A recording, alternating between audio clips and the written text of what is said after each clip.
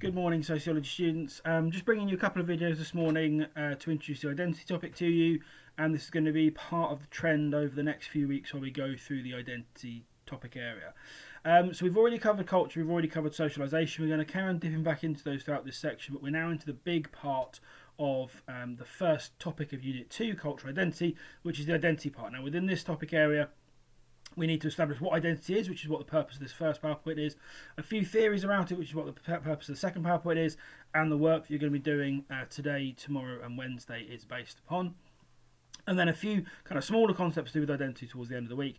And then next week and the week after, and then after half term as well, we are going to be looking in a bit more detail at some of the more specific concepts such as class, age, gender, and these kind of things, and how they affect your identity.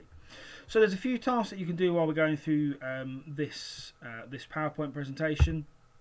The first is a task that some of you would have done before the school was closed, which is the Who Am I task. So this is a chance for you to think about your own identity.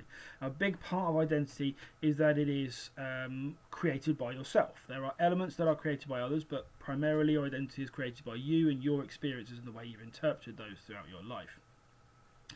So what I really want you to think about here is what makes you who you are. So you need to think of the big concepts like your ethnicity and your gender and your age and those kind of things, because those will define you.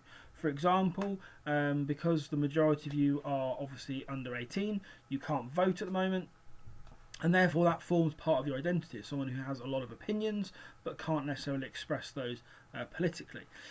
You've also got things like son and daughter and brother and sister and those kind of big concepts, but there's also the smaller concepts that create who you are. Things like your hobbies, your pastimes, these kind of things.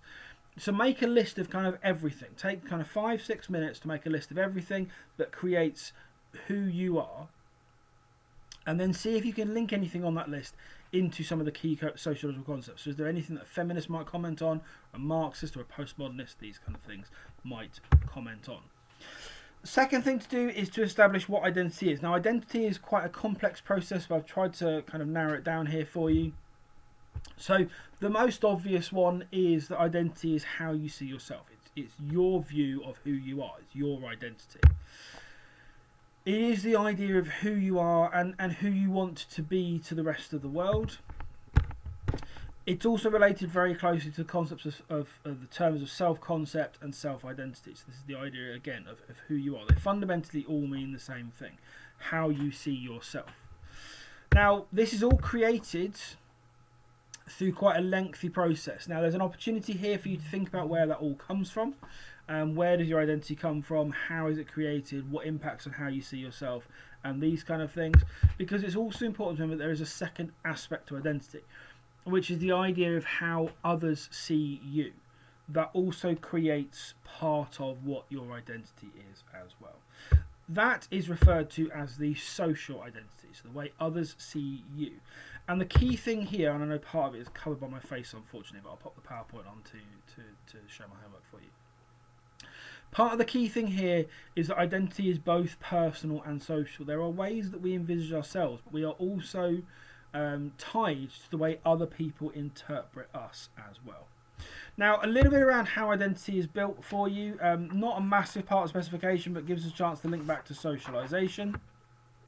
Because a lot of identity is created through our experience of socialisation, primary and secondary socialisation in particular, and how different agencies have helped to form the view of who we are.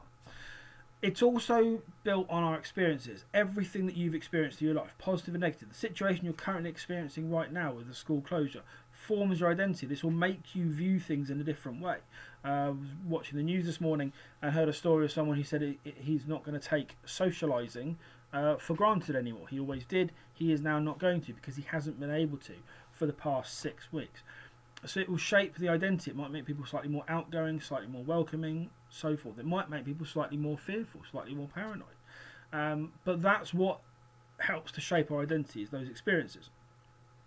So what you can do here is you can go back over your Who Am I list and have a look at all the different concepts you put down and try and work out where they've come from. Have they come from primary socialisation? Have they come from secondary socialisation? Are they positive or negative experiences? All those kind of things. Okay, so the last couple of things on this basic introduction to you, I will obviously signpost you to where you can do a bit more reading around this, because I know I've kind of rushed through this quite quickly, is the idea that there are certain things that are forced upon us. Now, there are a few theorists who look at this. You can think about it here if you want to pause it and have a think about how that could be. Obviously, the answers are going to come up in a second. For example, you've got the feminists who say that gender is forced upon us. There is a male way of acting and a female way of acting, and that is forced upon us through the media and the way in which our society operates and so forth. You've then got the Marxists who say that class is forced upon us. So middle class, upper class, working class, these kind of things, and that the views are forced upon us in the way in which we are meant to act and so forth. I would encourage you to have a look at those and a look at kind of where you can see that. So look at the media and see where can you see class and gender being represented in that sense. Also, concepts like age and ethnicity. Age, for example, comes with very real barriers to it. When you're under 18, there are certain things you can't do. More rights you gain as you get older and so forth that mean your identity shifts. Ethnicity is another one. We've seen a lot in the news about ethnicity recently because there's real concerns around what's going on at the moment and how it's affecting certain ethnic groups and so forth. Then there's the whole other perspective, which is part of what the second PowerPoint is going to go into, which is the idea of what the postmodernists and the social action theorists think about identity and how it's very, very different. And that's where the big theories come from, which I'll take you through in the second video. So, last task in this video for you is quite a simple one. Again, leaning back on the agents of socialisation. They're on the screen for you there. What I'd like you to do is, there's no right or wrong answers. I'd like you to try and rank them in order of importance and then explain to yourself why. So in your notes, explain why you think which one is the most important and why you think whichever one you pick is the least important, and then try and rank those in between. So you might say family's most important for these reasons. Religion's least important to you for these reasons. It might be that you're not religious, for example. Someone else might say, well, actually, they are religious, and therefore religion would come a lot higher up on the scale. Last thing for you then to do, and again, I'll pop this PowerPoint, I'll show my homework for you, is to have a look at this link. So this link is a really quite a nice little video. It just introduces the idea of what Britain would be like if it was just 100 people. So it's an idea of what the British identity would be like if it was just 100 people. Because the other kind of important concept with this, which we're going to address towards the end of the specification, whereas the start is all about kind of your identity and an individual's identity, there is also the concept of what a country's identity or a group's identity would also be as well, and we'll address that towards the end of this section. Okay, so that's it for video one. There is going to be a second video as well, which takes you into a couple of theories I'd like you to look at over the first couple of days of this week, and then we'll kind of consolidate that all on Thursday, and then obviously Friday is a bank holiday, so you have that off. Okay, any questions, obviously, as always, email me. PowerPoints and everything will be on Show My Homework. Hope you're staying safe.